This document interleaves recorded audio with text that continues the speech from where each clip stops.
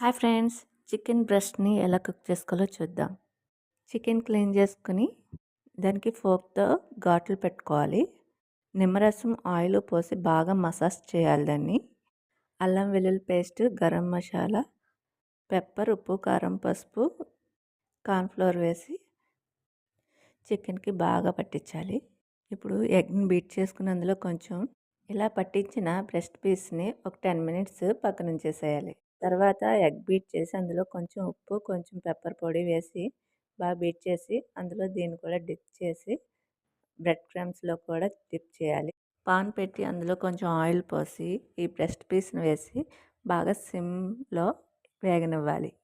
అటు ఇటు తిప్పుకుంటూ బాగా రోస్ట్ అయ్యేంత వరకు ఈ బ్రెస్ట్ పీస్ని తిప్పుతూ ఉండాలి. మనకు కావాల్సిన బ్రెస్ట్ పీస్ రెడీ అవుతుంది. మైనీస్ అలాగే టొమాటో సాస్తో డిప్ చేసుకుని తింటే చాలా టేస్టీగా ఉంటుంది.